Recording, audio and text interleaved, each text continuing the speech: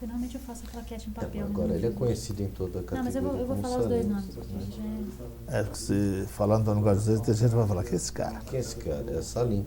Mas aí na hora que eu te perguntar o seu nome, eu vou perguntar, você poderia falar o seu nome completo, data de nascimento? Aí você fala, meu nome é Antônio Carlos, mas todo mundo me conhece por Salim, porque aí a gente já vai perguntar o Salim. Né? Uhum. Porque aí quem vai ouvir o depoimento já entende por que o nome dele é Antônio Carlos e não está chamando ele de Salim. Mas aí ele contou pro rei da E por que Salim? da Bélgica, o cara rachou.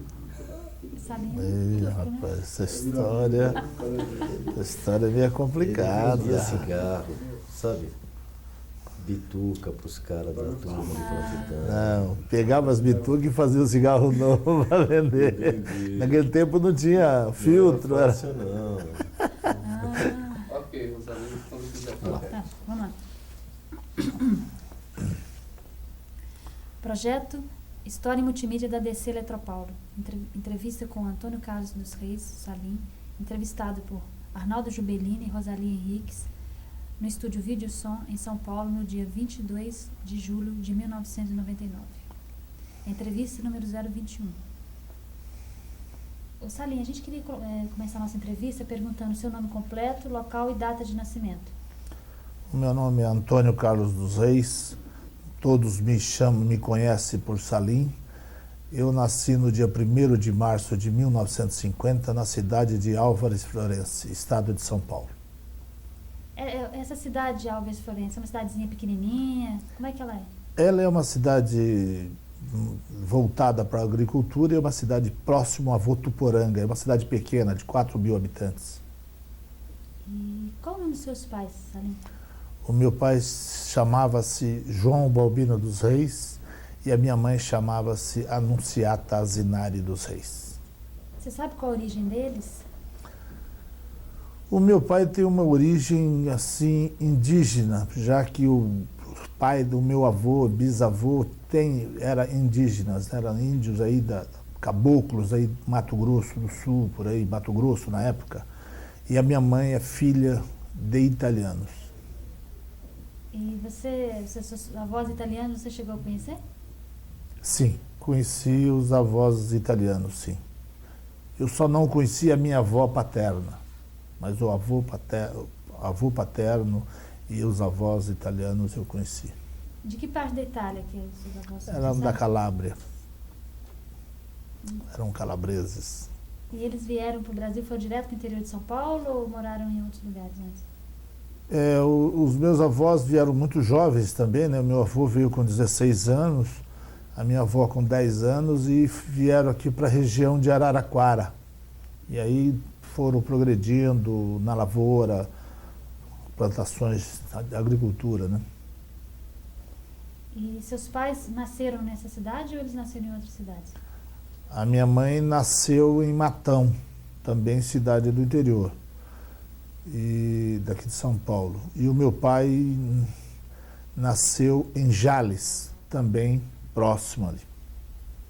E como é que deu esse encontro, assim, de repente vocês estarem morando em Álvares Florense? Como é que eles se conheceram? Você sabe essa história? Não, o encontro foi ali na região de Matão mesmo, né? Houve alguma coisa, o meu pai passando por aquela cidade conheceu e aí então houve o envolvimento. Detalhes, pormenores, infelizmente eu não conheço não, porque como eu perdi meu pai, eu era muito jovem, muito garoto, né? E seu pai fazia o quê? Qual era a atividade dele? O meu pai era alfaiate. Ele que era o responsável de fazer os ternos das pessoas lá em Álvares Florense.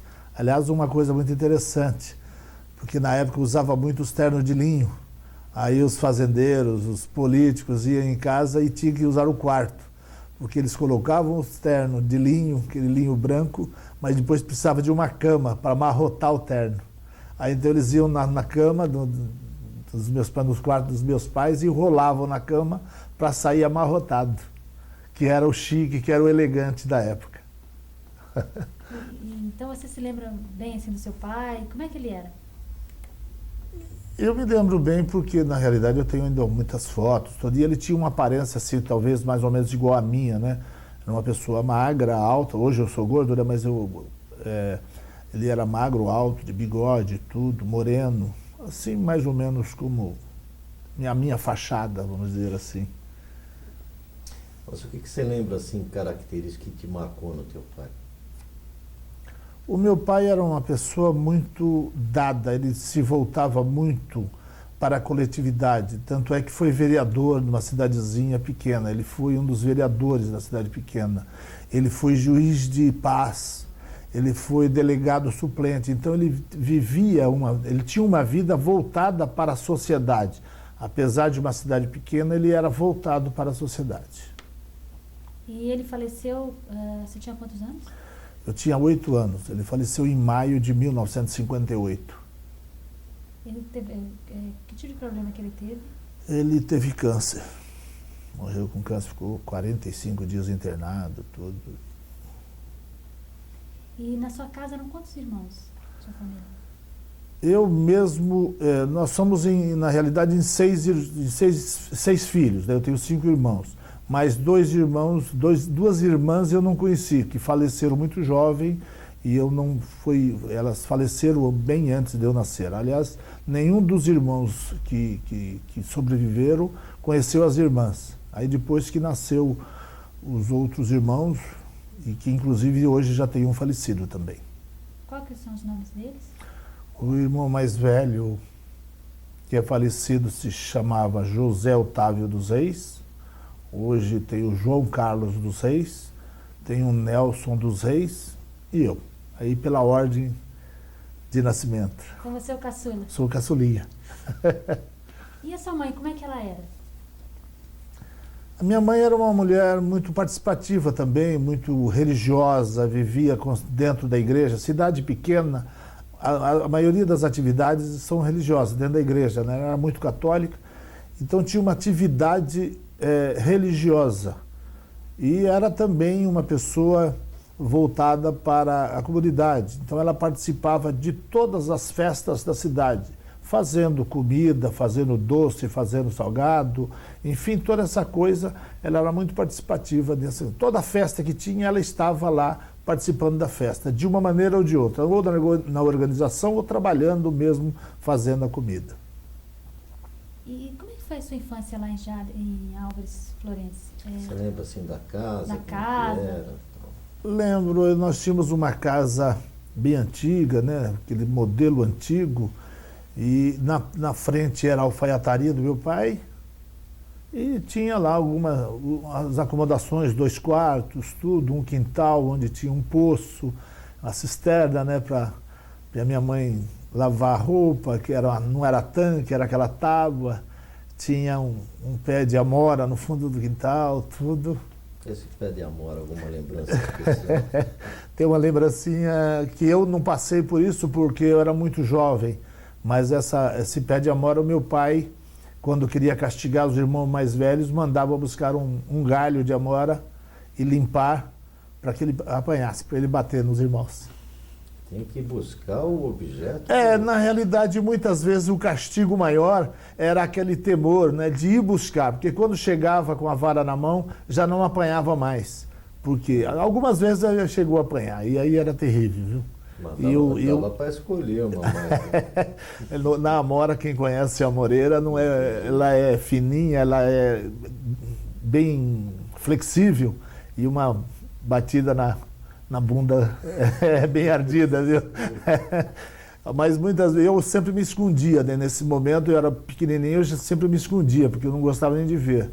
E algumas vezes os irmãos eram perdoados simplesmente pelo fato de ir buscar essa vara. Já viu, né? E a escola? Vocês frequentavam a escola lá na cidade? Sim, eu lá em Álvares Florence, eu cursei até o 3º ano primário, né? E a gente lá tinha as professoras, professora Hortência, professor Rubens, e a gente cursava lá a escola lá na cidade mesmo. Você tem alguma assim, recordação, uma lembrança, um episódio interessante para contar pra gente sobre esse período da escola? Não, nada que me marcou assim, o que poderia marcar, por exemplo, que a professora Hortência, por exemplo, a gente tinha uma relação boa, porque eu, inclusive, bem garoto, né, de 7, 8 anos já, eu também trabalhava na casa dela, que eu cuidava, por exemplo, de um filho bem pequenininho. A gente, quer dizer, eu ia lá brincar com o filho dela para ter uma atividade. Mas assim, algo mais marcante não teve, não. Tinha uma coisa que a gente brincava muito com o servente da escola, né? Que ele tinha um apelido muito gozado, não posso dizer gozado, mas ele ficava muito irritado quando a gente chamava ele pelo apelido, que ele tinha apelido de Urubu.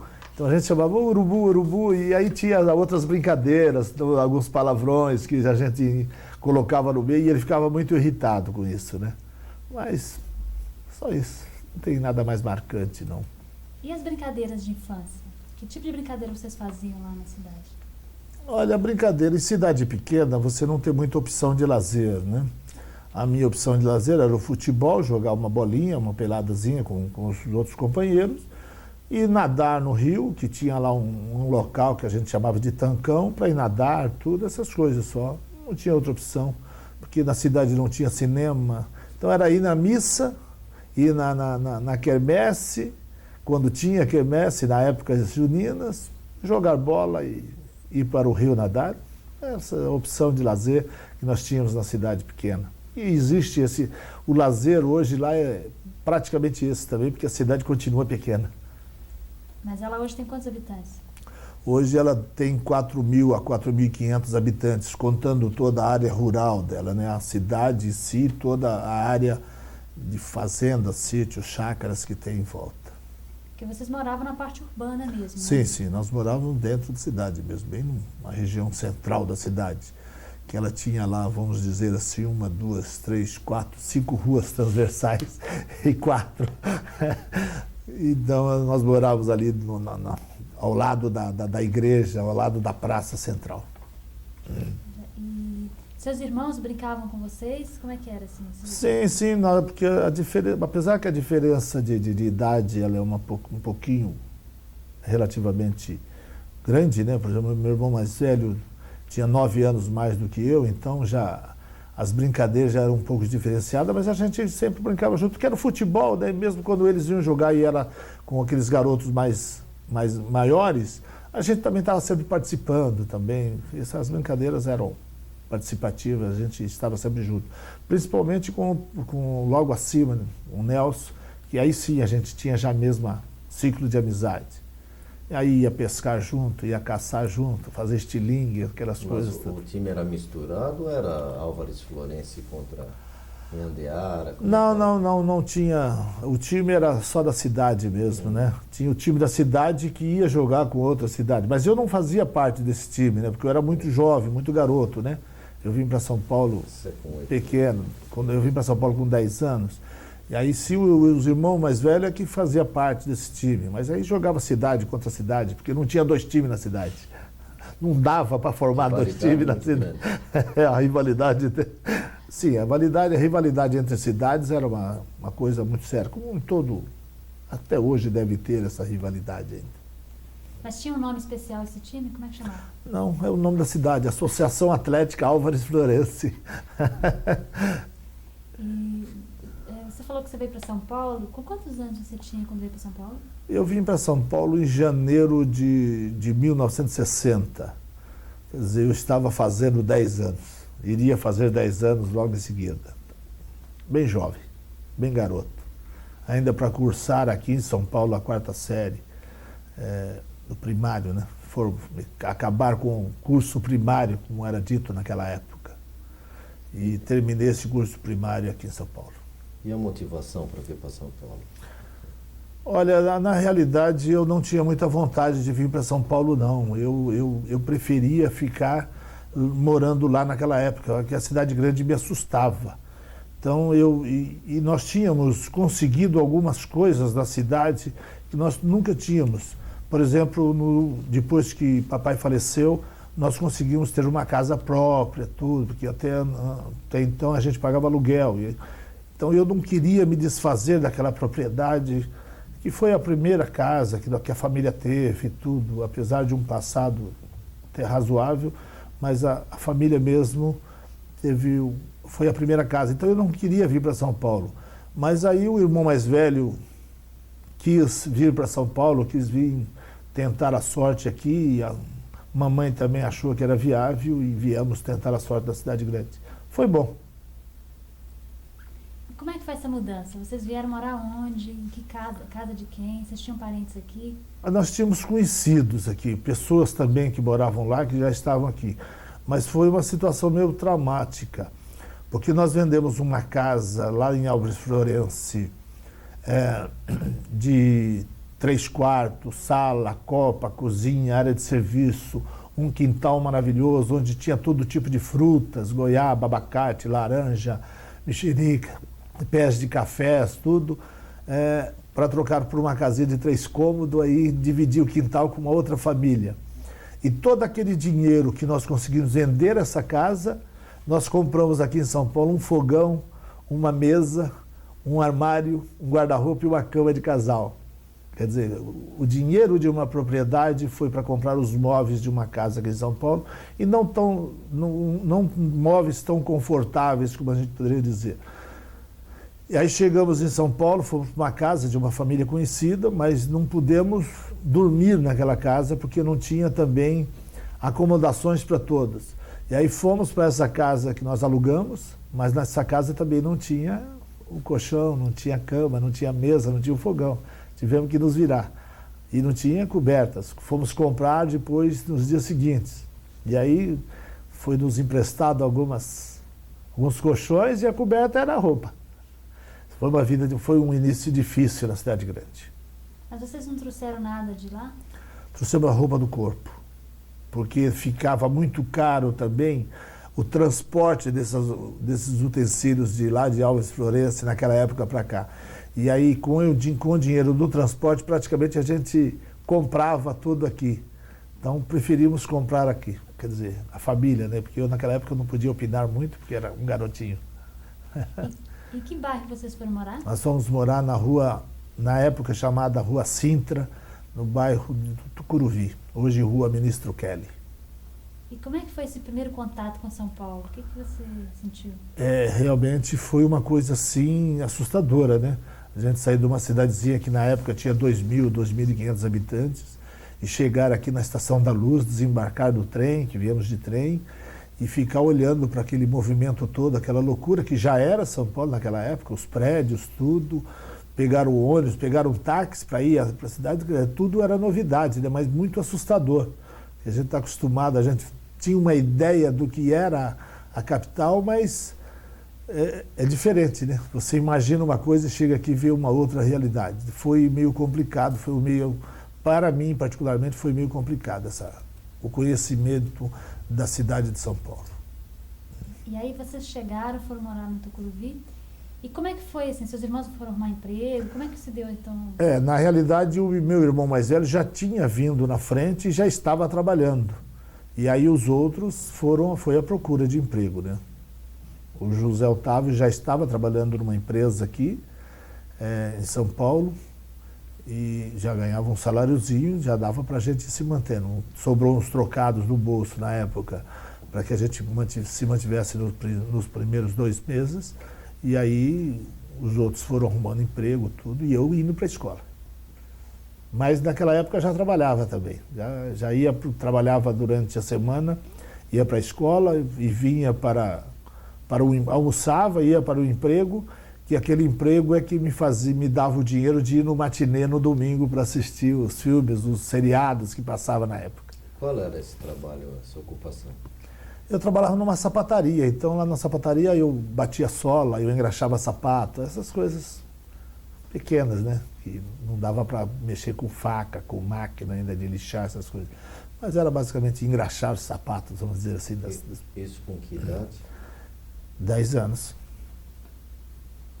Foi lá no Tucuruvi mesmo? Foi no Tucuruvi mesmo, na Avenida Maestro Villa-Lobos. E que escola você estudava? No grupo escolar Silva Jardim, na Avenida Tucuruvi. Ainda existe até hoje. O metrô passa por baixo dela. O metrô Tucuruvi. E na escola você fez a 4ª série, né? Fiz a 4ª série. E como é que foi assim, o relacionamento com os outros colegas da escola? Você chegou assim já no final do curso? O relacionamento é complicado, porque eu era aquele menino caipira do interior, né? E aqui, então todo mundo, muita gente tirava o sarro, até pelas minhas roupas, pela minha maneira de ser, que é aquela convivência interiorana, né, de caipira. E chegar aqui e encontra toda essa garotada já da capital, com mais conhecimentos, com mais vivência. Foi um relacionamento meio complicado no início, com muitas brigas, com muitas discussões, porque eles queriam tirar sarro e eu não aceitava. E aí, então, muitas vezes partiam para agressão física. E tinha dia que dava um tapa, tinha dia que tinha que sair correndo, porque era mais gente para bater de mim do que eu. Mas aí depois foi se habituando, a gente foi se adaptando à situação, conhecendo e foi bem. Terminamos bem. E você estudou só até a 4ª série? Até a 4ª série. E aí você ficou nesse emprego até quando? Aí foi uma série de pequenos bicos que eu fui fazendo para conseguir. Trabalhei nessa sapataria, depois fui trabalhar num outro empreendimento para distribuir folhetim, né, propaganda na rua. Depois fui trabalhar nas casas pernambucanas para fazer pacote, também para fazer publicidade, distribuir folheto na feira, essas coisas todas. Até que com 14 anos, com 13 anos, com autorização do juizado menor, tudo, aquelas coisas todas que exigiam, arrumei um emprego registrado, que fiquei um pouquinho mais tempo. Que emprego que era esse? Eu era office boy de uma empresa, Companhia Litográfica Ipiranga, que ficava ali na Avenida Rio Branco, esquina com Rua dos Gusmões, no centro da cidade de São Paulo. E essa empresa faz o quê? É uma empresa que fazia, na época, basicamente, ela fazia 2 revistas. A revista Seleções e a revista Visão. E que existia, né? Eu não sei se existe a revista Visão hoje. A Seleções ainda continua sendo editada. A Visão parece que acabou. Agora, e fazia também publicidade, rótulos de bebida, fazia embalagem, enfim, relacionada a papel, né? Era uma empresa de impressão, vamos dizer. E aí você foi trabalhar como office boy? Como office boy. Aí como é que era o cotidiano do seu trabalho? Como é que era o dia a dia? Eu era basicamente um office boy interno, né? Então era para pegar. Eu trabalhava no departamento de compras, era office boy no departamento de compras, e eu passava as requisições de pedido, essas coisas. As pessoas, eu passava nos setores pegando essas requisições para fazer compras e depois voltava dizendo levando um documento que a compra já tinha sido efetuada, tudo, aquelas coisas tudo. E algum serviço bancário fora, mas que a gente fazia assim, normalmente, tranquilamente. Foi uma experiência boa e me deu algum conhecimento. Você ficou quanto tempo nessa empresa? Nessa empresa eu fiquei 1 ano, praticamente 1 ano, pouco menos de 1 ano. E nessa época, assim, dos seus 14, 15 anos, o que vocês faziam aqui em São Paulo no seu lazer? Vocês saíam, iam ao cinema? O que era? Olha, era basicamente, nessa idade de 10 a 14 anos, era basicamente, no domingo ia ao matinê, assistir o seriado do Roy Rogers, do Batman, do Zorro, tudo, né? E também eu tinha uma coisa que eu gostava muito de fazer, que era visitar o Horto Florestal. O Horto Florestal lá tinha muita diversão, né? Aquela coisa, muita garota, tudo, então a gente gostava muito de ir lá, visitar o Horto Florestal. E futebol. Futebol era uma coisa que a gente fazia as peladas no campinho perto de casa. Esse era basicamente o lazer que nós tínhamos. Mesmo porque de família muito pobre, você não tinha a opção de um clube, de alguma coisa assim nesse sentido, de poder sair no final de semana assim para ir para algum outro lugar, mas que sempre envolvia gastos de condução, de lanche, essas coisas. Então, a gente tinha que fazer o lazer aquele que podia sem gastar nada. O matinê era a única opção de gasto que a gente poderia ter naquela época. E vocês iam no cinema lá no Tucuruvi mesmo? Sim, tinha lá na época tinha o Cine Fidalgo lá na Avenida Guapira, o Cine Tucuruvi na Avenida Tucuruvi, e depois inaugurou a maior sala de projeção da América do Sul, que era o Cine Valparaíso, com 3.500 lugares. Hoje não existe nenhum prédio mais, tudo, mas foi um acontecimento Na época que era uma sala enorme. E aí a gente costumava ir lá nas matinês lá também. E teve uma época que eu não trabalhava, eu e o irmão não trabalhávamos, muitas vezes ia no matinê durante a semana também, porque tinha matinê também de terças e quintas. Era uma época muito gostosa, muito boa, de muitas recordações. E esses filmes eram seriados? Quer dizer, você via na semana, depois via a continuação na outra semana, é isso? No domingo, sim, tinha o seriado, né? Aí tinha o seriado, primeiramente, depois passava um filme. Então, o seriado, toda semana a gente muitas vezes ia para o cinema só para ver o capítulo do seriado e não assistia o filme principal. Porque o filme principal nós planejávamos outras coisas. Então, nós íamos para ver o seriado, principalmente. Agora, de terça e quinta, não, era filmes, né? Normais. Aí a gente escolhia aquele que a gente mais gostava e quando o bolso dava também, né? Quando tinha condições, e aí ia. E os namoros daquela época? Tinha namorinhos? Ah, sem dúvida, a gente tinha. Mas como eu era um garoto do interior, e até hoje sou muito tímido, apesar das aparências, né? Da impressão que não tenho, eu sou muito tímido. Eu tinha muita dificuldade de chegar nas garotas. Mas as garotas chegavam a mim e a gente tinha aqueles namorinhos, aqueles abraços apertados assim, escondido, tudo, porque a mamãe não gostava de uma coisa, a mãe da menina não gostava de outra, mas a gente sempre dava um jeitinho de namorar um pouquinho. Eu tenho ainda vem na imagem algumas garotas daquela época, apesar de não ter mais contato com essas pessoas. Você lembra qual foi a sua primeira namorada? Ah, me lembro. A primeira namorada em São Paulo foi uma moça, inclusive um pouquinho mais velha do que eu na época. Eu tinha 12 anos, assim, e a gente teve um envolvimento muito bom. Chamava Rosa. Uma moça bonita, tudo que eu achava bonita, né, lógico. Mas que não era muito aceita pela família, tudo. A minha família não aceitava. Mas sem problema, namoramos ele um tempinho, foi gostoso. Tinha uma linha de trem, passava perto de casa, que saía aqui perto do mercado municipal, que é a estrada de ferro aí, ia para Guarulhos, no subúrbio, tudo. E a gente ficava ali, perto da linha do trem, escondidinho ali, num cantinho ali, namorando um pouco, que era um lugarzinho mais escuro que tinha. Foi uma época gostosa. Aí de vez em quando passava o trem, a gente levava aquele susto, porque era um barulhão danado. Mas foi uma época boa. E depois dessa companhia litográfica Ipiranga, você foi trabalhar onde? Olha, aí eu saí dessa empresa, eu trabalhei em várias empresas, mas sempre pequenos espaços de tempo, porque aí eu também vi uma fase muito difícil da minha vida, que foi o falecimento da minha mãe. Então, com o falecimento, eu comecei a ter que, como eu era também muito jovem, né, quando a minha mãe faleceu,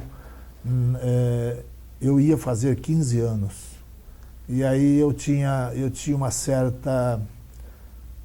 uma relação com os irmãos não muito boa, sabe? Porque eu era uma pessoa já meio diferente deles, tinham outros pensamentos que não era aquele tradicional da família.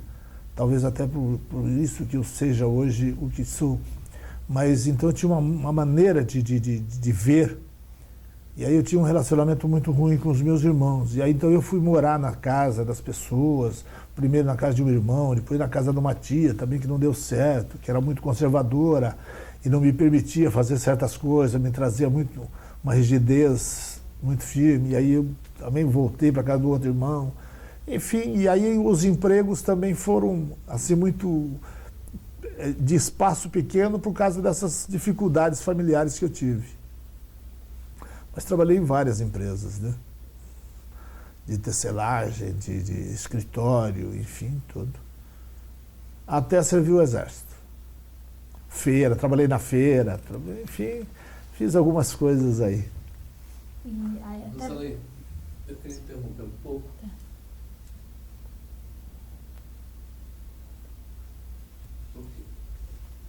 Salim, a gente estava falando, você estava falando que entrou para o Exército, né? Como é que foi essa passagem pelo Exército?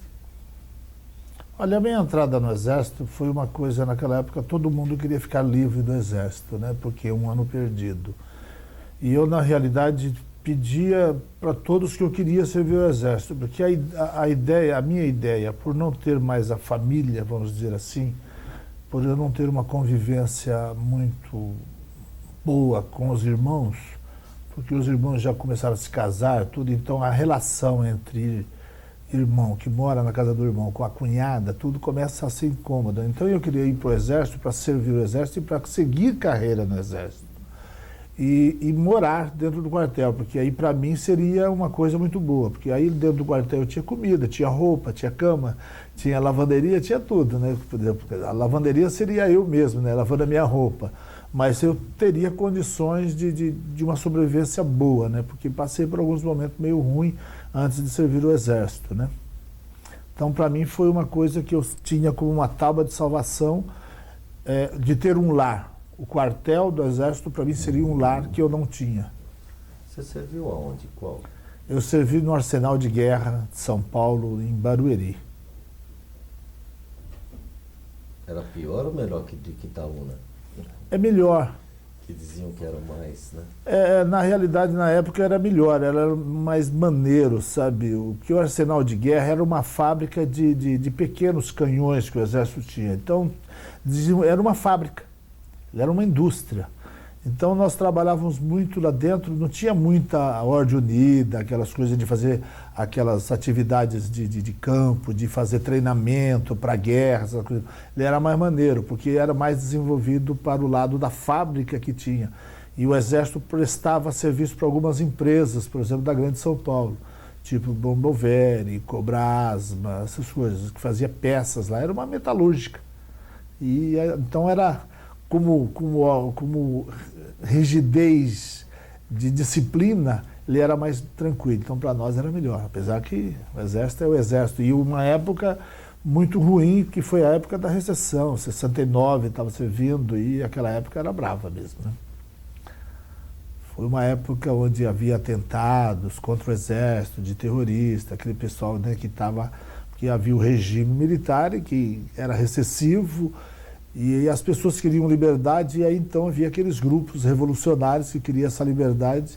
Então a gente sofria muito no Exército porque passava muitos dias dentro dos quartéis e guardas, tudo. Era uma pressão psicológica dos comandantes militares muito grande em cima dos soldados. Isso foi uma coisa bem forte. E como é que era? O que vocês faziam? Você fazia lá no Exército? Na realidade, eu não era metalúrgico, né? Não tinha nada da metalurgia. Então, eu trabalhava na parte burocrática do quartel. Trabalhava com o sargenteante, que a gente chamava. O que é o sargenteante? O sargenteante é aquela pessoa que desenvolve os trabalhos de guarda, de ordem unida, de disciplina do quartel. Então, fazia as escalas dos soldados que iam ficar fazendo a guarda, que são divididos em pequenos grupos, para que naquele dia cada um... Então fazia a escala de trabalho. De vez em quando eu tinha que me colocar na escala também para dar guarda. E quanto tempo você ficou no Exército? Eu entrei no quartel, no Exército, para servir, mas eu já me mostrei uma pessoa meio rebelde no quartel, e aí notei que não tinha nenhuma condição de seguir aquela disciplina. Aí então eu fiquei no quartel com o que o pessoal chamava de NB, né, dos núcleo base, que ficava até o final, até entrar a nova turma. Então eu servi 1 ano, 1 mês e 1 dia o Exército. Quer dizer, era um mau elemento para o Exército. Foi bom. Se não era sargento hoje, não seria nada bom para mim. Eu estou melhor hoje como sindicalista. Teve cana ou não? Tive cana, tive muitas cana, porque a gente sempre queria dar aquelas escapadelas, aquelas coisinhas que não obedeciam bem à disciplina do militar, dava umas fugidas, enfim, e aí de vez em quando a patrulha pegava e trazia para o xadrez, detenção, vários fins de semana dentro do quartel. Mas isso foi uma rotina. Por isso fui núcleo base, que se não tivesse a cana, teria saído na primeira dispensa, que normalmente acontece em novembro, né? E aí, você saiu do Exército, o que você foi fazer depois? Eu saí do Exército e fui em busca de trabalho, né? Já que não foi possível. Aí eu fiz vários bicos na vida, fui ser ajudante de eletricista, ajudante de encanador, enfim, todas essas coisas, até arrumar um serviço efetivo. Que na realidade trabalhei uma época, num supermercado, e depois entrei na Light. E aí na Light desenvolvi até hoje, né? Só voltando um pouquinho, você saiu do exército e foi morar aonde, com quem? Nessa época eu estava no exército e aí eu já tinha um relacionamento com uma família, aliás com duas famílias, né? Então eu fui para casa dessa família, que tenho muito carinho, muito respeito por essas pessoas, mas aí tinha os envolvimentos também familiares e então eu saía de uma casa e ia para outra, quando tinha problema naquela outra eu voltava para essa, até o casamento. E aí construiu a minha família toda, né? Mas foi alguns anos, 10 anos aí vivendo dessa maneira, né? E aí numa família a gente arrumava uma namorada, que era da família também, e aí criava problema com os irmãos, criava problema com o pai, aí tinha que sair da casa, mas passei a maior parte de um tempo com uma família que eu tenho muito carinho, muito respeito, e saí desta casa para a igreja para casar. E aí construí a minha família. Depois a gente vai voltar nessa parte do casamento, mas eu queria começar já com essa história da Light. Você entrou quando na Light? Eu comecei a trabalhar na Light em outubro de 71, exatamente no dia 25 de outubro de 71, uma segunda-feira. E entrei como trabalhador braçal. O que era isso? O que o trabalhador braçal fazia? Na realidade, era um ajudante de eletricista de rede, porque é que na época não se entrava na empresa com um título profissional maior, porque era para entrar com salário inicial, que naquele tempo era uma empresa privada e não tinha um plano de carreira dentro da empresa. Então você entrava ganhando o salário mínimo e aí você ia trabalhar, ajudar a levantar poste, ajudar a fazer equipamento de poste, colocar transformadores, colocar cruzetas, cabos, trocar cabos, essas coisas todas que se faz até hoje, mas que tinha que passar um ano, que era mais ou menos um período para você aprender, se familiarizar, para depois virar um eletricista. Em que setor da Light você? Eu trabalhava na distribuição, né, e era na Seção Santana, na Avenida Nova Cantareira, número 248, ali em Tucuruvi. Como é que era a Light naquela época? Tinha muitos funcionários? O que era trabalhar na Light? Significava para... Era uma coisa muito importante. O funcionário da Light, ele era respeitado.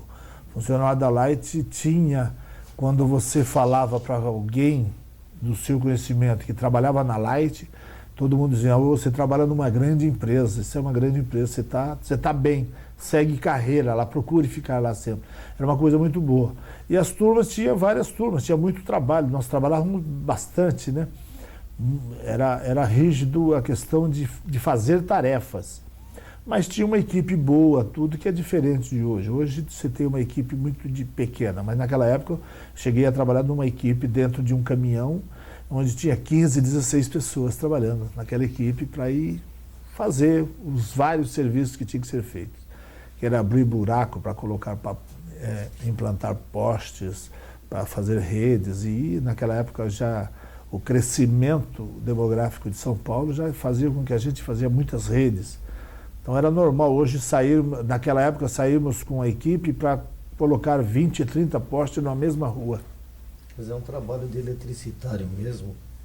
Qual é o pior trabalho? Você que passou por todos eles. Olha, na parte elétrica mesmo, eu digo que essa parte de colocar postes, viu? Porque é um trabalho, além de ser perigoso, ele é um trabalho braçal mesmo, que em muitas situações você tem que abrir um buraco de 1,80 m de profundidade na mão. E muitas vezes você encontra obstáculos para fazer aquele buraco naquele local. E aí encontra pedras, encontra canos de água, de esgoto, enfim. É um trabalho que você tem que ter muito cuidado e cansativo, né? Porque você tem terrenos que ele é pedregoso. E para você abrir um buraco num terreno desse, eu já passei um dia inteiro para abrir um buraco só, porque era só pedras. E também tinha muitos locais que o caminhão, a broca, o guincho que levantava esse poste não entrava em determinadas ruas. E aí você tinha que levantar no braço. Aí juntava toda essa equipe de 10, 12, 14 pessoas, que sempre tem umas duas que tem que ficar administrando, né? Então você juntava todas aquelas pessoas para levantar no braço mesmo. E não era fácil não, viu? Era terrível. Era muito cansativo, era um trabalho cansativo. Hoje está mais fácil devido ao equipamento, tudo, né? Mas naquela época era muito ruim esse trabalho. E como é que foi a sua evolução? Você começou como trabalhador braçal, depois você passou para eletricista. Aí naquela época você tinha uma carreira que ela era muito longa, sabe? Até você chegar a eletricista, que não era eletricista, era oficial. Então você passava por ajudante, ajudante isso, ajudante aquilo lá, para depois você ser meio oficial, depois de meio oficial, aí oficial, tudo. E aí a gente foi progredindo dentro dessa carreira, até mudar todo o plano de carreira da empresa. Mas essas funções, era só...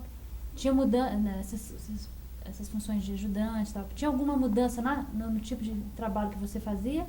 Ou era só mesmo uma questão de... Era uma sequência, né? Era uma sequência.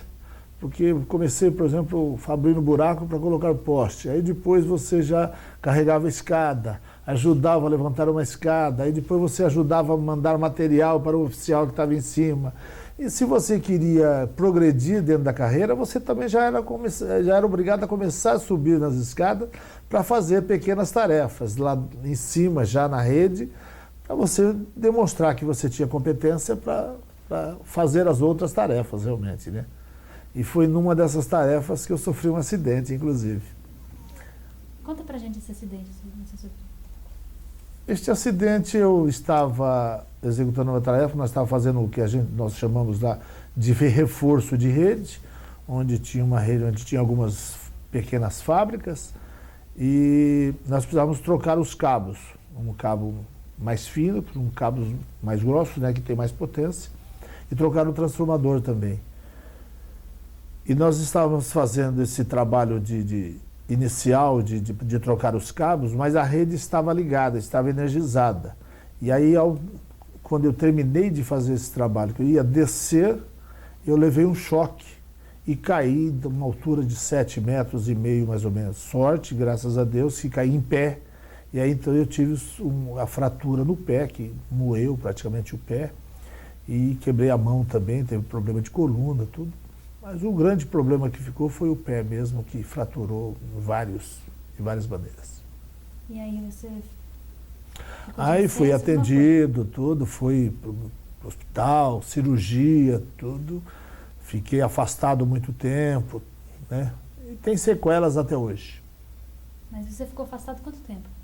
Inicialmente eu fiquei afastado 4 meses, porque eu tive que fazer uma cirurgia, colocar pino de platina no pé, todas essas coisas para juntar, problema clínico, né?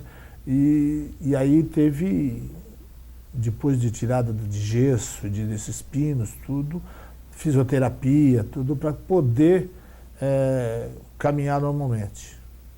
E que aí, infelizmente, a cirurgia teve sequelas e eu tive que fazer novas cirurgias ao longo do tempo para poder colocar o pé mais ou menos em ordem, que nunca mais ficou. Um acidente sempre é traumático e sempre causa problema para o resto da vida de qualquer pessoa.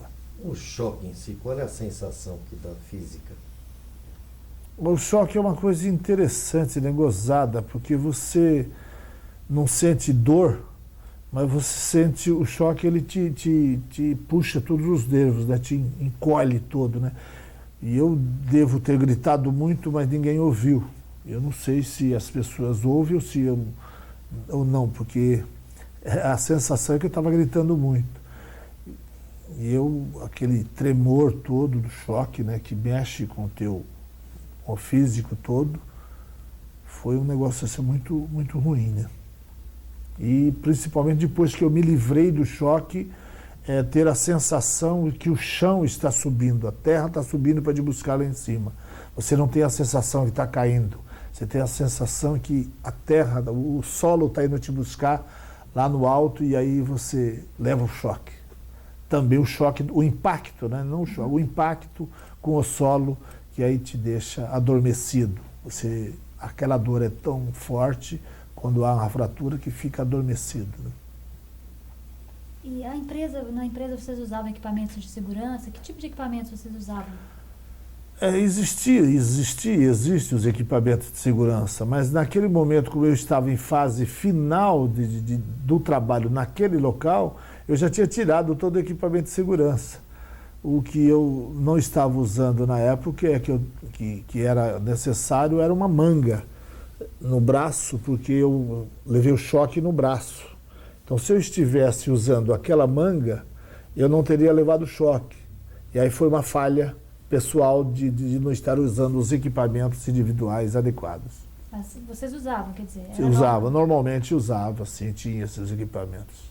Usava que tipo de equipamento? Luva, capacete, mangote, que a gente chama de mangote, né, que é uma peça de borracha que você cobre todo o braço e as mãos, né? Tem a luva que cobre a mão e tem um mangote que cobre todo o braço, que aí você tem mobilidade junto aos cabos, quando está energizado, para não levar o choque. Mas naquele dia eu não usei o mangote por achar que não havia necessidade e porque a gente estava querendo terminar o serviço mais rapidamente.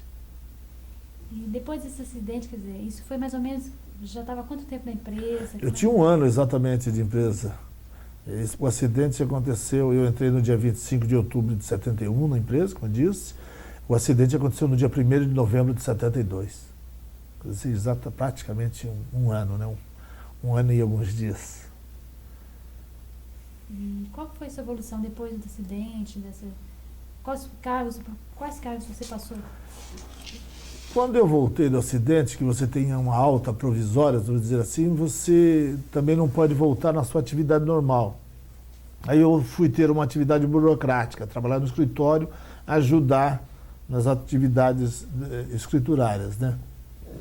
E fiquei um tempo e fui me desenvolvendo bem, mas a mudança de gerências me fez voltar também outra vez à turma. E aí voltei já como ajudante, né, fazendo os trabalhos normais de eletricista. E depois do acidente, você voltou a fazer esse serviço que você fazia antes? Sim, trabalhei normalmente, da mesma maneira. Mas não teve você não sentiu um trauma, não? Você subiu normalmente? Não, subia normalmente. É lógico que o trauma sempre fica no subconsciente, eu acho que é uma coisa que você não consegue tirar.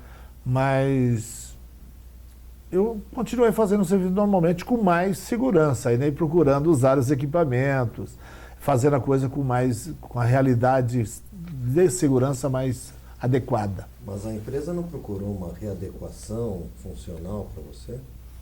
No início, só quando eu fui quando eu tive a alta provisória, e aí então eu fui fazer esse serviço burocrático, que durou uns 4 ou 5 meses. Mas aí depois, naquele tempo não existia isso não. A gente tinha que ir pro tranco mesmo. E aí você ficou quanto tempo fazendo esse trabalho? De eletricista? É. Aí foi praticamente a vida toda depois, até ir para o sindicato, aí até me tornar sindicalista foi direto. Como é que era? Eu fui para o sindicato, eu tinha 17 anos de empresa já. Apesar de que nesse período eu fiz algumas cirurgias onde foi necessário tomar porque eu tinha problemas, tinha dores, tudo, porque a cirurgia não foi a cirurgia adequada, a primeira, então eu tive que fazer outras cirurgias para colocar o pezinho numa condição boa, né, novamente. Quantas cirurgias você fez? No total, até agora, eu já fiz 10 cirurgias no pé. Umas cirurgias terríveis. Uma das cirurgias, por exemplo, foi feito raspagem óssea, implante de músculo, implante enxerto de pele e implante de veias e artérias. Quer dizer, foi 4 cirurgias em uma só. Foram 13 horas dentro do centro cirúrgico. Foi uma cirurgia complicada esta. E entrei para essa cirurgia autorizando o médico a amputar a minha perna caso não tivesse condições de fazer a cirurgia, poderia ser amputada a minha perna. Graças a Deus, não precisou. E você está falando que com 17 anos de empresa você entra para o sindicato. Mas isso no cargos, você se sindicalizou quando? Eu me sindicalizei já de pronto. Quando eu entrei na empresa, eu já pedi a minha filiação ao sindicato, que já era uma coisa normal, né? Todos faziam isso na época, né? Dentro da empresa já tinha uma coisa um trabalho sindical, onde todos já se sindicalizavam. E aí, só que demorava um tempo, né? Porque tinha que fazer análise se deveria aceitar. A diretoria do sindicato se reunia para fazer para fazer a filiação, né? Uma análise, vamos dizer assim, do associado. E aí a minha filiação é de janeiro de 1972. E como é que era o seu contato nessa época com o sindicato? Não tinha contato nenhum, não estava interessado. Eu era jovem ainda, quando eu entrei na empresa tinha 21 anos, não tinha preocupações políticas, essas coisas. A minha preocupação era trabalhar e receber salário no fim do mês, então eu não tinha envolvimento com o sindicato nenhum. Eu fui me envolver com o sindicato aí bem mais tarde, já com muitos anos de empresa. Talvez depois do casamento, tudo, que aí então eu fui tendo mais contato, mais necessidade dessas coisas. Mas no início não tinha contato nenhum com o sindicato. Então, antes de a gente começar o seu envolvimento na diretoria do sindicato, vamos voltar um pouquinho e vamos falar do casamento, que aí depois a gente finaliza isso. Como é que você conheceu sua esposa? É uma coisa meio interessante, sabe, o conhecimento da minha esposa. Foi num baile. Eu fui num baile ali na vila onde eu morava, né, onde eu moro até hoje, inclusive, e tinha um salãozinho da igreja onde tinha um baile e eu estava fugindo de uma namorada, encontrei ela e comecei a namorar. E isso, a gente teve um namoro difícil, porque eu era uma pessoa já meio rebelde, então a família não entendia muito e não queria muito o namoro, né? Então namoramos 4 anos com muitos problemas, até que tomamos a decisão de vamos casar e vamos casar, sem problema. E você tinha quantos anos quando casou? Eu me casei com 27 anos, uma idade que eu acho boa. E se casou na igreja? Sim, casei na igreja lá em Carapicuíba, na igreja de Santo Estevão, e civil, tudo tranquilo, bonitinho, terninho, a noiva vestidinha de noiva, tudo tranquilo. Convidados, festa, tudo é normal. E aí vocês foram morar lá em Carapicuíba mesmo? Sim, continuamos morando em Carapicuíba. Sempre, desde a época de quartel, de 16, 17 anos, eu moro em Carapicuíba. Nunca mudamos de Carapicuíba. Alugamos uma casinha, e a casinha depois ficou pequena, porque veio os filhos, alugamos uma outra, e depois fomos já morar em casa própria, porque fui morar num apartamento da Coab, onde eu adquiri um apartamento da Coab, naquela época tinha que esperar o sorteio, tudo aquelas coisas. Nós fomos morar na Coab. E quantos filhos? Nós temos 3 filhos. O Marco Aurélio dos Reis, que é o mais velho, a Leandra Shirley dos Reis e o Sandro Augusto dos Reis. Algum chegou a entrar pela Eletropaulo? Não. Por enquanto nenhum trabalha na Eletropaulo, não. Eu entendo que talvez a gente possa ter até um dia indicar para trabalhar na Eletropaulo, porque entendo ainda uma grande empresa. E eu acredito que poderia fazer carreira numa empresa como a Eletropaulo hoje. Mas ainda não trabalho, não. Bom, então vamos agora voltar na parte do sindicato. E quando é que você começou a ter esse envolvimento com o sindicato, começou a achar que tinha que estar mais ligado diretamente a essas lutas? Na realidade, eu sempre fui uma pessoa que me preocupei com o próximo.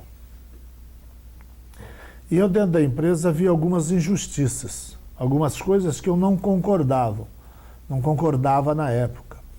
E uma dessas coisas, por exemplo, era a segurança no trabalho. E aí então eu comecei a questionar, até talvez pelo anterior do acidente, tudo, de viver essa situação de acidentado, eu me preocupava muito com segurança no trabalho. E então eu passei a a fazer um trabalho de segurança para conscientizar os companheiros, os outros trabalhadores da empresa, a utilizar o equipamento de segurança. E se não tivesse o equipamento de segurança, não executar a tarefa. Então eu questionava a empresa muito nessa questão. E aí eu fui indo, e aí fui participar de CIPA, ser cipeiro, tudo. E com essa coisa toda de questionar a empresa, os próprios companheiros acharam que eu deveria ser o representante sindical daquele setor. E aí que eu não queria envolvimento com o sindicato, porque eu não pensava numa carreira sindical. O meu sonho era ter a carreira dentro da empresa, era eletricista na época, chegar encarregado, coordenador, e encerrar minha carreira na empresa como coordenador, que é o mais alto cargo da minha carreira, tudo. Esse era o meu objetivo. Mas aí, por essa vivência de questionamento, de procurar a melhor condição de trabalho para os companheiros, aí eu já fui automaticamente sendo o representante sindical. Aí então eu comecei a ir ao sindicato, participar de reuniões, diretores do sindicato começou a me procurar para que a gente pudesse fazer um trabalho na base lá do setor, e aí foi que eu fui me envolvendo com o sindicato. Qual foi a maior injustiça que você sofreu no trabalho? Mais uma paradinha. Desculpa.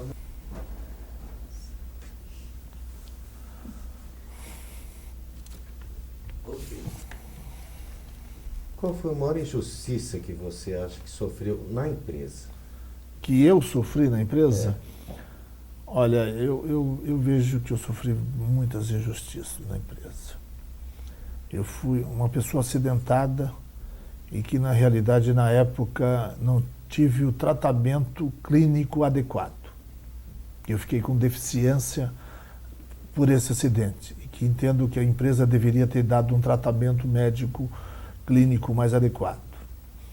E depois, por ter esse problema relacionado ao acidente, eu tinha uma certa dificuldade no trabalho. E aí não é a empresa, mas já é o imediato, o gerente imediato, que como você não dava a produtividade que ele queria, em determinados períodos da minha vida, principalmente pós-operatório, pós-tratamento dessas cirurgias, onde a gente fazia muita fisioterapia, essas coisas, eu não tinha a atenção do gerente. E aí então eu também me tornei uma pessoa revoltada por essa injustiça, que eu considero uma injustiça, do gerente não saber me tratar e reconhecer em mim uma pessoa com problemas físicos.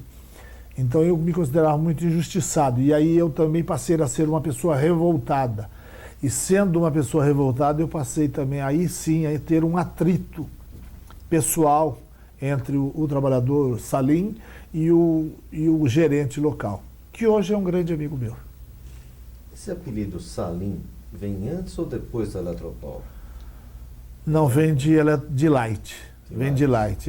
O Salim é uma coisa interessante. Quando eu fui trabalhar, eu entrei na Light, nessa turma grande, todos tinham um apelido.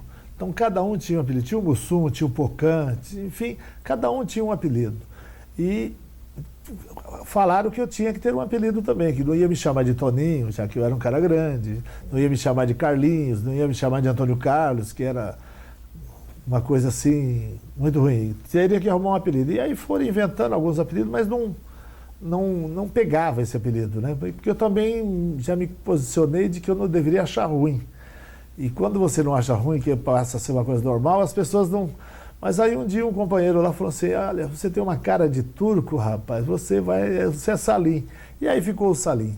Aí todo mundo me chegou no Salim. Aí mais para frente eu digo também alguma coisa, aí já dentro do sindicato, mais alguma coisa que fortaleceu esse apelido. Mas esse apelido já tem 28 anos. E, Salim, como é que foi para o Eletricitário essa passagem da Light para a Eletropaulo, ou seja, empresa privada para estatal? Olha, foi uma experiência boa, mas no início eu tinha, sem o meu envolvimento com o sindicato, eu tinha minhas preocupações, porque eu entendia que a empresa, passando a ser do Estado, poderia se transformar em funcionários públicos, então uma coisa que não fosse muito produtiva, que nós não teríamos condições de fazer o melhor para a sociedade, que eu já tinha essa preocupação naquela época, de prestar um bom serviço para a população. Então eu tinha essa preocupação, mas ela foi boa para os trabalhadores em geral, porque aí veio avanços sociais muito grande na época, com muitas conquistas, com muitas coisas que nós fomos adquirindo. Por exemplo, quando eu entrei na Light, eu precisava comprar o meu próprio uniforme, eu precisava comprar os macacões, botinas para trabalhar, se eu quisesse ter uma roupa adequada para trabalhar. E aí, quando passou para o Estado, então já começou essa coisa de ter o uniforme, de ter mais equipamentos. Então, isso já foi um grande passo para nós na época. Fora as outras conquistas que foram se desenvolvendo, né? E essa carreira sua, essa evolução sua dentro do sindicato, como se deu? Como eu disse, eu me envolvia na defesa dos companheiros nos locais de trabalho. Eu não admitia que eles fossem, que levasse uma bronca que não fosse adequada, que não tivesse o equipamento, que não tivesse alguma coisa. Isso foi me levando até que um dia um diretor do sindicato decidiu que naquele setor teria que ter um representante sindical. E eu não queria, porque o meu objetivo não era ser sindicalista. Meu objetivo era ser um bom profissional na empresa, desenvolver a minha carreira dentro da empresa. Mas por essa minha maneira de ser, as pessoas, todo mundo foram direcionando que o dirigente, que o representante sindical daquele setor teria que ser eu. E aí foi uma votação, houve uma eleição, uma votação quase que unânime de todos que queriam que eu fosse esse representante sindical. Tanto é que foi uma carreira de representante sindical até curta, apesar de que eu tive um mandato de 3 anos, esse representante sindical local, ela foi curta.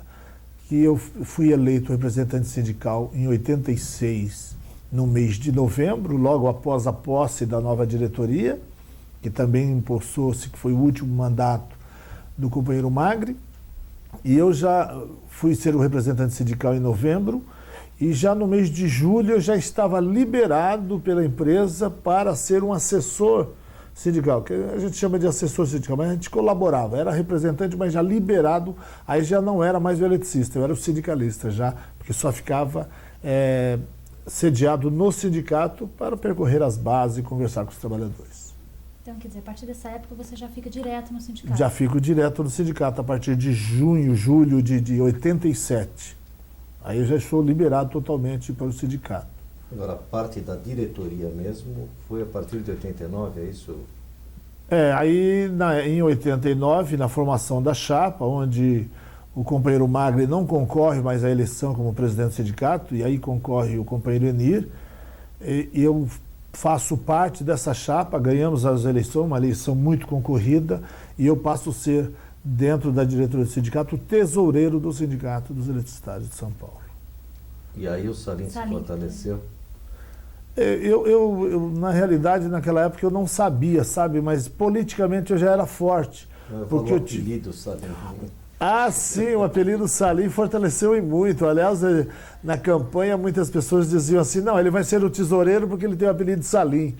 E aí a gente tinha que dizer, apesar de não ter escolaridade suficiente, não era nenhum economista, nenhum contador, era um eletricista, mas a gente tinha que explicar por que a gente estava naquele cargo de tesoureiro. E aí o apelido Salim, eu acredito que a relação nome-pessoa influi muito na personalidade. Porque eu, a partir do momento que me colocaram o apelido Salim, e aí todo mundo começava a contar piadas de Salim, Salim saiu, Salim foi para Pará, essas coisas todas, o Salim, alguém bate na porta, fala, mas Bolinha, pelo amor de Deus, aí coloca por baixo da porta, essas piadas que tá no cotidiano. Eu passei a ser uma pessoa mais, vamos dizer assim, mais adaptada à questão financeira, que eu controlava melhor essas finanças, não só a do sindicato depois, mas a minha pessoal mesmo, que eu fui sabendo como lidar com o dinheiro, porque aí eu me tornei um pouco assim, não vamos dizer pão duro, né, mas mais controlado. Agora, da mesma forma que nós perguntamos o que é pior no trabalho de eletricitário, o sindicato, você está passando por todos os cargos no sindicato, qual é a pior função? Tesoureiro. Tesoureiro. Eu, inclusive, fiquei um mandato só como tesoureiro justamente por isso. Porque o tesoureiro é a pior pessoa que tem no sindicato, é a mal vista, é a pessoa que tem que dizer os nãos. E dentro de uma entidade como um sindicato, ou qualquer uma outra, uma associação, enfim, o tesoureiro ele tem que conviver com aquilo que se pode, o que pode gastar e o que não pode gastar. O restante da diretoria, os outros componentes da diretoria, são pessoas políticas e que tudo que envolve política envolve dinheiro, tem que gastar, porque tem que fazer uma coisa, tem que fazer outra, e aí o tesoureiro tem que controlar essas coisas. Então é muito difícil, para mim principalmente, que tinha essa visão também, que nós tínhamos que fazer muitas manifestações, muitos seminários, tudo, mas eu também tinha que ver o caixa como estava, como é que estava a reserva financeira do sindicato. Então, em muitas situações, eu tinha que dizer não, sabendo que era necessário fazer aquilo, mas não autorizava a ser feito, porque senão eu não passaria o meu período financeiro, que era um ano, né, com aquele volume de dinheiro, não daria para passar o ano. Então, para mim, foi o pior cargo, a pior época da minha vida, apesar que me fortaleceu politicamente muito, porque fiz uma boa administração como tesoureiro, com fatos muito importantes para a categoria eletricitária, mas para mim foi muito ruim porque eu tinha que falar não para os companheiros, em muitas situações. E mesmo falando não, você veio a ser o vice-presidente posterior, né, na outra eleição. Né? Sim. Aí foi uma decisão pessoal que eu não seria mais tesoureiro, porque o companheiro Enir, que era o presidente, queria que eu continuasse como tesoureiro, mas eu entendi que por causa desta relação que tinha, eu não deveria ser mais o tesoureiro. Eu queria ter uma visão e um trabalho mais amplo, que eu pudesse realmente estar fazendo aquela coisa do cotidiano do sindicalismo. E como tesoureiro eu ficava muito preso dentro do sindicato, administrando as finanças e administrando o sindicato, né? Porque na realidade o administrador do sindicato, e o nosso sindicato é um sindicato grande, que tem uma estrutura grande, eu também era o administrador do sindicato. Não tem como ser diferente, porque quem tem o dinheiro é que tem que administrar. Entre administrar e ir na base, qual é a tua preferência? Na base. Eu me realizo, eu fico muito à vontade quando eu estou conversando com os trabalhadores. Eu muitas vezes, e até hoje, eu vou para a base conversar com os trabalhadores, eu esqueço que tem outros compromissos e fico discutindo de uma maneira amigável, tudo, porque muitas vezes eu sou questionado por muitas decisões, por muitas atitudes que o sindicato tem que tomar, por questões que envolvem toda até a política nacional, mas eu gosto disso, eu gosto de ter esse contato com a pessoa, com os companheiros da base. Então, se eu fosse possível escolher, eu não ficava dentro do sindicato, eu ficava nos setores de trabalho, conversando com os trabalhadores. Para mim isso é maravilhoso. Isso me dá muita experiência, me dá muita garra, me dá muita vontade, me dá muito saber. Eu aprendo sempre com os trabalhadores nessa conversa que eu tenho com eles. Isso para mim é muito importante. E como é que foi essa decisão? Você falou que não queria mais ficar como tesoureiro. E como é que você virou então vice-presidente? Como é que foi? Ele te convidou? Aí é uma história, né? Porque também é uma relação ruim essa coisa de ser tesoureiro. Eu decidi que não ia ser tesoureiro, mas tinha muita gente também que não me queria mais como tesoureiro, né? Então eu precisei conviver com essa situação. Por causa dos nãos que eu falava para todo mundo, para muita gente, as pessoas falavam, pô, nós não temos que ter um Salim como tesoureiro. Esse cara é muito seguro. Mas foi necessário para nós construirmos o que nós construímos nesse período. E aí, então, precisava também ter um cargo onde o Salim, que era uma pessoa politicamente forte na época, tivesse um cargo que pudesse premiar, colocá-lo. E qual seria esse cargo? Só tinha de vice-presidente, porque eu não poderia ter um outro cargo. Presidente, eu não pensava, porque era o companheiro Enir, que era uma pessoa muito competente e que entendíamos que tinha muito a fazer ainda. Mas também para baixo, para procurar um outro cargo, poderia me desmerecer, poderia me fazer com que eu não tivesse vontade de participar mais. Então o Enir teve que, na realidade, compor com toda a diretoria e me colocou como vice-presidente. Aliás, foi a melhor coisa que aconteceu na minha vida, foi o espaço onde eu fui vice-presidente. Isso, quando é que você começou como vice-presidente? Eu assumi como vice-presidente em final de 94, início de 95, na realidade. Que nós tivemos a eleição em 92, mas por problemas jurídicos, algumas pessoas questionou a nossa eleição e isso ficou sob júdice durante quase 3 anos. Então eu assumi como vice-presidente efetivamente em fevereiro de 95. E fiquei até agosto de 98. E por que você falou que essa é a melhor fase? O que você fazia? Porque o vice-presidente ele não tem a responsabilidade de estar, a obrigação de estar fazendo as grandes conquistas dos trabalhadores, você tem facilidade, mas eu tinha condições políticas de fazer o meu trabalho. Então eu não tinha tanta responsabilidade nos ombros, que era a questão financeira, e nem a questão política. Então eu vivia mais solto. Mas eu, pela minha maneira de ser, eu tinha muitas funções dentro do sindicato. Então eu tinha mais liberdade de ação. E isso dá mais prazer para você quando você tem liberdade de ação. Então eu poderia ir em todos os setores da empresa, conversar, trabalhar, discutir, mas apresentar as minhas propostas também. E aí cabia ao presidente decidir se faz ou se não faz. Aí, então você não tem esta responsabilidade, você fica mais solto, você fica mais à vontade em fazer esse trabalho. Foi uma época maravilhosa.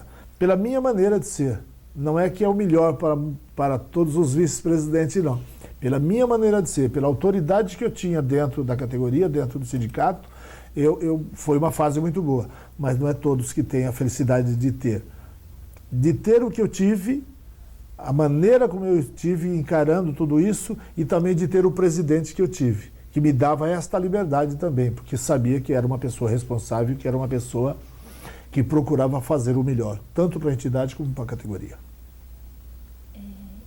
Então como é que era o Enir como presidente? Assim, fala um pouco dele para a gente.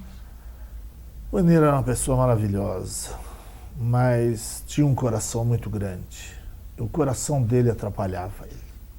Ele era muito bondoso, ele não sabia falar não, ele não falava não para ninguém, ele procurava ajudar a todos. E isso eu acredito que politicamente atrapalhou ele um pouco, sabe, em algumas questões.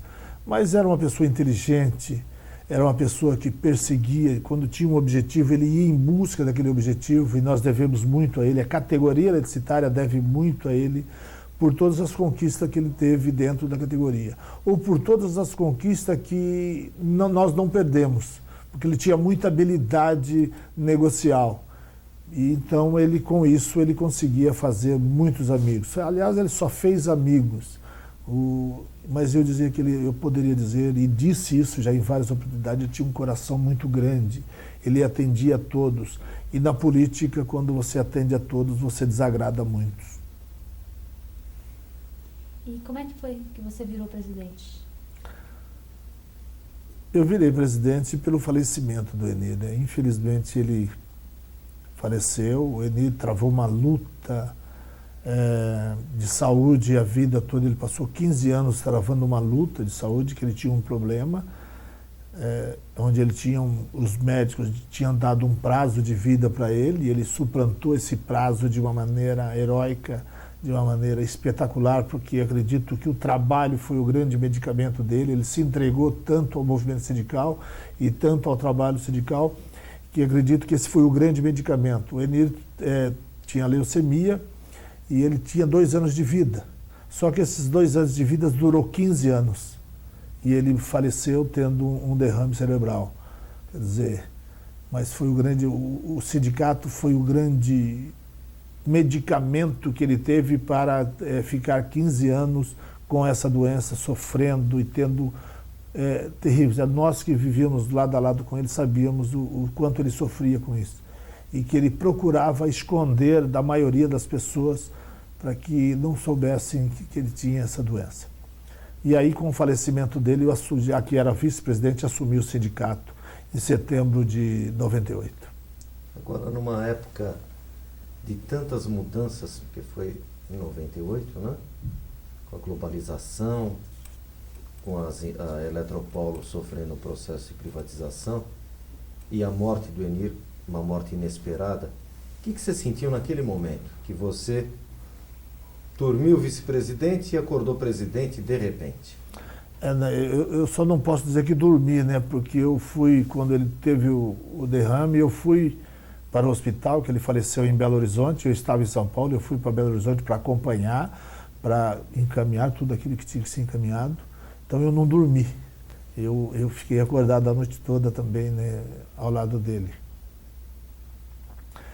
Mas foi uma experiência muito ruim, já porque o meu projeto de vida não era ser presidente do sindicato. O meu projeto de vida era terminar o meu mandato de vice-presidente e concorrer à eleição, talvez até como vice-presidente mesmo, ou num outro cargo, para depois ir preparando outras pessoas para que pudesse assumir o meu papel, sabe? Porque eu acredito muito nas mudanças. As mudanças tem que vir pessoas mais jovens para continuar esse trabalho nosso. Agora, foi traumático, porque eu falei assim, e agora? O que eu faço? Será que eu tenho competência? Será que eu tenho bagagem para ser o presidente? E aí eu tive que demonstrar isso já no primeiro dia, que eu tinha que ter pulso, que eu tinha que ter bagagem para fazer isso. Porque tive problemas já no primeiro dia do mandato. Aliás, nós tivemos problemas já com ele ainda no velório. Mas, graças a Deus, tive o coleguismo, o companheirismo de muitas pessoas da diretoria que esteve ao meu lado, que confiava em mim e que me deu condições de tocar e demonstrar para as pessoas que eu tinha condições de ser o presidente do sindicato. Apesar de que o Enir era uma outra pessoa. Ele tinha uma outra maneira de fazer sindicalismo, e eu sou diferente. E aliás, eu utilizei na minha primeira reunião, logo no início, o Enir foi enterrado no domingo e eu na segunda-feira fiz uma reunião de diretoria e as pessoas perguntavam para mim, e aí, Salim, como vai ser? Já que eu era uma pessoa mais explosiva, uma pessoa mais de luta, que queria já, no primeiro momento, chutar o balde. E aí era uma coisa complicada, né? Então eu usei uma frase inútil, mas que pegou bem na época. Eu dizia o seguinte, uma coisa é uma coisa, outra coisa é outra coisa. O que eu quis dizer? Ser vice-presidente é uma coisa, ser presidente é outra. E eu tenho que tomar agora atitudes diferentes da que eu tomava. Então eu não poderia ser a mesma... Politicamente eu não poderia fazer as mesmas coisas. Como vice-presidente eu poderia cometer erros. Então eu me atirava mais no trabalho, nas questões, e depois o Enir consertava quando eu errava. Agora eu não posso cometer erro, então eu tenho que ser menos afoito, eu tenho que ir com mais tranquilidade, eu tenho que pensar um pouquinho mais quando for tomar uma atitude. E a gente está conduzindo isso dessa maneira. Algumas pessoas até me perguntam, cadê o Salim antigo? Ele está aqui. Aquilo que eu sinto, aquilo que eu tenho convicção, continua dentro de mim, mas eu preciso tomar cuidado, porque quando eu for tomar uma posição, eu posso magoar alguém. E a hora que eu magoar alguém, eu posso prejudicar toda a categoria. E eu não posso fazer isso. Como é que você analisa, em 95, a Eletropaulo, uma das maiores empresas do setor elétrico mundial, começou a passar por uma transformação violenta, saindo das mãos do Estado, combinando com a privatização de da cisão, né, de 4 empresas. Como é que você avaliou esse processo todo? Olha, eu sempre tive essa preocupação. Como eu disse lá atrás, eu tinha preocupação quando passou de ser de uma empresa privada para ser uma empresa estatal, porque entendíamos que a qualidade do serviço seria prejudicada. Quando começou esse processo, aí sim eu já tinha uma outra visão, que eu diria que a sociedade seria prejudicada com com a privatização. Eu não concordo com a privatização até hoje, principalmente da maneira como ela foi feita. A privatização da Eletropaulo se deu fazendo a cisão em 4 empresas, onde algumas empresas são deficitárias. Quer dizer, principalmente uma empresa, que é a IMAI hoje, empresa metropolitana de águas e energia, ela é deficitária, porque ela cuida do controle das cheias da capital. E é uma empresa que gasta e não tem receita. Então, seria prejudicial. Nós entendíamos isso. E quem fosse trabalhar nessa empresa poderia até correr riscos, porque como é que vai trabalhar numa empresa que não tem receita? Nem para pagar as despesas normais. Uma outra empresa, a IPTE, também, que é uma empresa estratégica e que poderia ser privatizada parte dela, metade dela praticamente. Então entendíamos que é meio complicado. E a distribuição, que foi feita 2 empresas, a empresa Bandeirante de Eletricidade e a Eletropaulo, que ficou com o nome Eletropaulo, nós entendíamos que poderia cair a qualidade e o relacionamento trabalho-capital. Então nós tínhamos muita preocupação e entendíamos que não seria muito boa nem para a sociedade e nem para os trabalhadores dessas empresas. Por isso nós éramos contra a privatização. E veio a se confirmar tudo aquilo que a gente tinha falado já anteriormente. Você poderia quantificar em termos de resultados dessa questão? Houve desemprego ou não? Houve melhora no atendimento à população ou não? Quer dizer, estamos em 99, né? Já se pode fazer uma avaliação? Olha, eu diria hoje que a sociedade perdeu muito, principalmente a sociedade. E eu digo isso com muita convicção, até lendo as notícias dos jornais, que antes eu não via tantas reclamações nos jornais.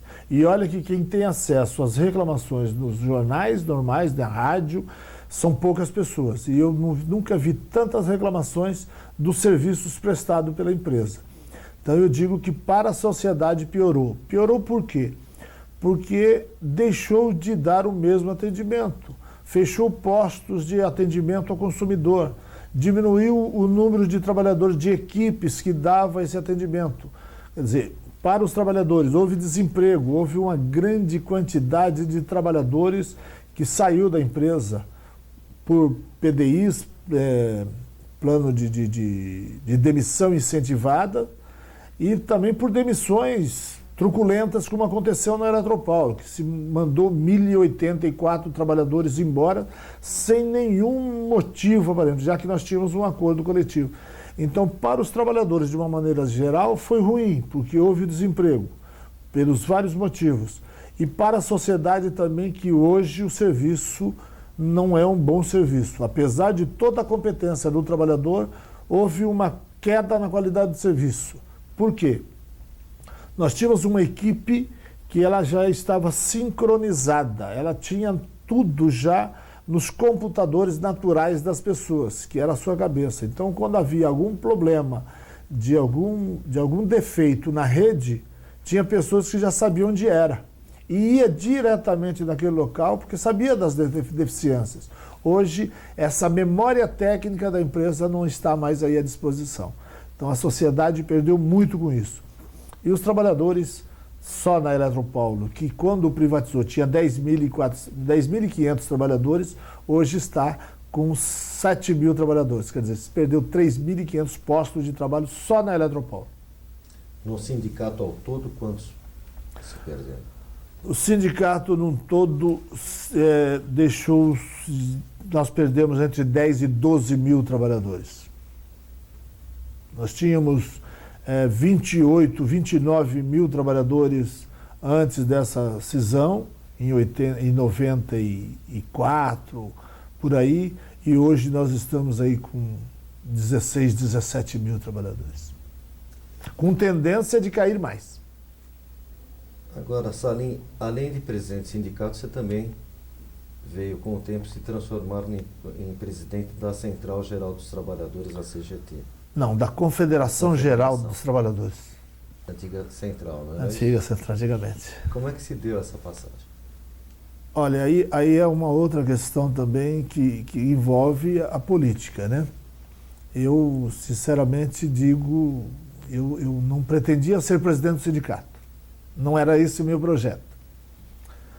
Mas a fatalidade fez com que eu me tornasse presidente do sindicato. E aí, em seguida, tivemos uma eleição e fui eleito novamente presidente do sindicato, já que era uma coisa natural.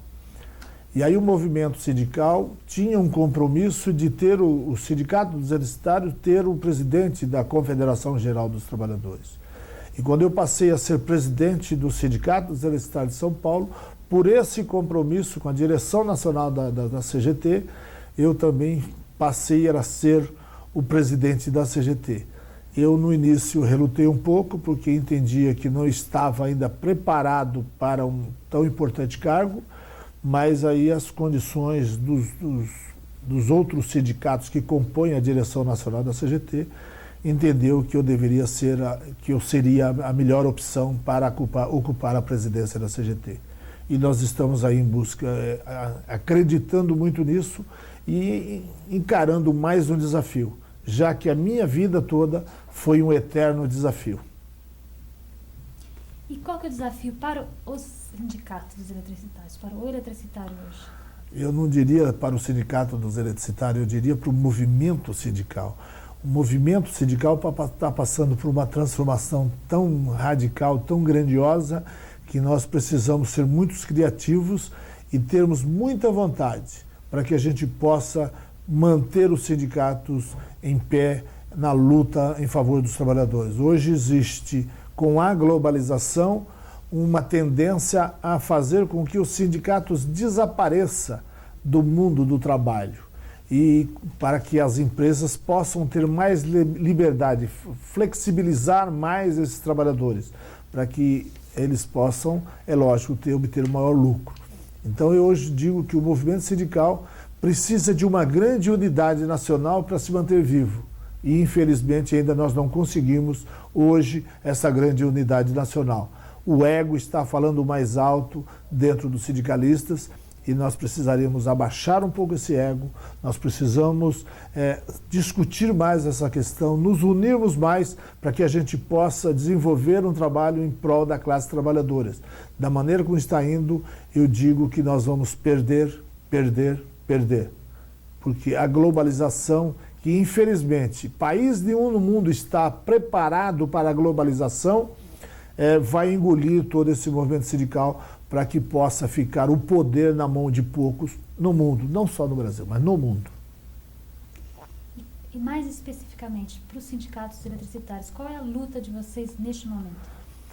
A luta do trabalhador eletricitário, do sindicato eletricitário, é manter no seu quadro de trabalhadores esse número de trabalhadores, é manter o emprego nas empresas de eletricidade do Estado de São Paulo, é manter o quadro, as vagas necessárias para prestar um bom serviço à população, porque o nosso maior interesse visa a sociedade, porque nós estamos num contato direto e permanente com a sociedade, seja a hora que essa sociedade busca algum serviço dentro da empresa, ou seja, quando nós estamos efetuando esse serviço, já que o dia a dia é estar com a população. Então, nós pretendemos manter esse quadro de trabalhadores para prestar um bom serviço, porque se nós não tivermos o trabalho hoje, com o desemprego que tem aí, é muito ruim e o fantasma do desemprego é muito grande em todo mundo tem muito medo desse desemprego. Nós vivemos hoje, só da região metropolitana de São Paulo, com 1.800.000 pessoas desempregadas. É um número muito alto e as pessoas têm muito medo. Então, o meu maior desafio hoje é manter o número de vagas no setor elétrico. E desse seu período como presidente do sindicato, quais foram as maiores conquistas? A nossa maior conquista foi manter as conquistas. Porque, como eu estou dizendo, a globalização ela veio para acabar com o movimento sindical, para ela tirar todos os benefícios que nós construímos ao longo desse tempo. Então, eu diria que eu não tive uma grande conquista. A minha maior conquista e que acredito que a maior das conquistas é manter os benefícios que nós conseguimos ao longo do tempo. Manter o emprego, procurar manter o emprego, procurar manter a categoria eletricitada unida ainda em busca de um caminho melhor que acredito que virá daqui a pouco. Como um dos principais líderes sindicais, na medida em que você preside uma confederação, qual é, a seu ver, o pior inimigo do trabalhador hoje? É a globalização. Como eu disse, o mundo não está preparado para a globalização. Eu digo que nós não temos um grande líder no mundo que possa fazer um trabalho social. Nós precisamos de algum chefe de governo que tenha a visão social. E hoje eu não enxergo, eu não vejo nenhum líder de nenhuma nação neste planeta que tenha essa visão social. Nós estamos vivendo este período de globalização onde as pessoas estão convergindo sempre para um poder central. E nós estamos até vivendo, por exemplo, no Brasil, um social-democrata, uma pessoa, um sociólogo, e que não tem nenhuma preocupação com o social, com a taxa de desemprego alta, com a miséria elevadíssima, com pessoas passando necessidades alimentares terríveis, e que ele não busca um caminho, mas busca dar melhorias de condições para os grandes empresários. Então, e vendo isso no mundo como um todo, nós estamos também vivendo isso. Na Inglaterra, um trabalhista está no governo, mas este trabalhista não tem políticas sociais para o povo inglês e para o povo do mundo, já que é um grande líder mundial. Você olha para a Alemanha, que um social-democrata está no governo, mas aplicando políticas neoliberais. E assim por diante. Quer dizer, todos os países do mundo, nós estamos vivendo isso hoje. Então, nós não temos um grande líder. A minha maior esperança é que surja esse novo líder em qualquer potência, numa Inglaterra, numa França, num Brasil, num Japão, que possa direcionar essa questão que possa dar políticas sociais para o nosso povo. Porque eu não digo não só ao povo brasileiro, mas ao mundo.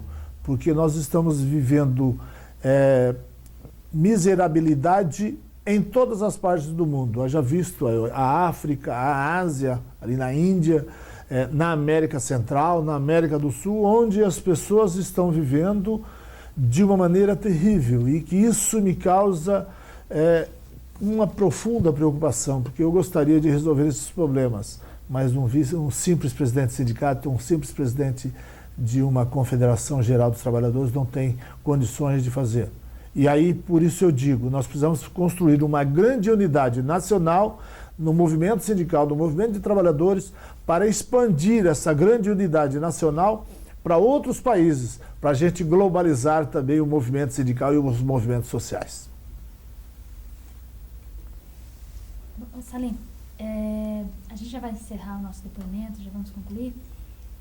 Antes da gente entrar em perguntas mais de fechamento, eu queria saber se você teria mais alguma coisa a falar sobre o sindicalismo, uma mensagem, uma fala. Olha, eu queria dizer uma coisa. Eu disse uma frase aqui agora há pouco, onde a minha vida foi feita de desafios. E eu digo isso, eu até gostaria de colocar. Eu digo que foi desafios porque eu perdi meu pai com 8 anos de idade. Perdi a minha mãe com 15. E dos 15 anos aos 27, quando casei, eu passei por dificuldades terríveis. Eu fui uma pessoa que dormi na sarjeta, passei fome, tive todo tipo de discriminação.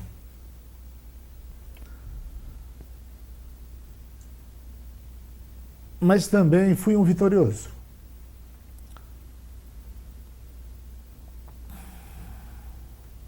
Construí uma família, ocupo o cargo hoje que reputo de importante dentro da classe trabalhadora. E tenho mais alguns desafios para suplantar. E com a força e com o companheirismo de toda uma sociedade, nós conseguiremos levar isso adiante. Agora, o movimento sindical necessita de pessoas que não tenham o orgulho, que não tenham vaidades. Nós precisamos, dentro do nosso país, de pessoas que tenham objetivos, que procurem encaminhar as questões do movimento sindical, as questões dos trabalhadores, para fazer uma grande política de alianças onde nós possamos suplantar todos esses problemas. Se não hoje, como nós temos hoje, talvez 30 milhões de pessoas passando fome, eu acredito que daqui a pouco, se não houver essa grande unidade nacional do movimento sindical, até aí com o movimento político, a tendência é crescer o número de brasileiros passando fome. Então esse é um grande desafio que eu encaro e que eu tentarei levar isso adiante com as outras forças para que a gente possa dar um Brasil melhor para os meus filhos, para os meus netos. Corta um pouco aqui. Mas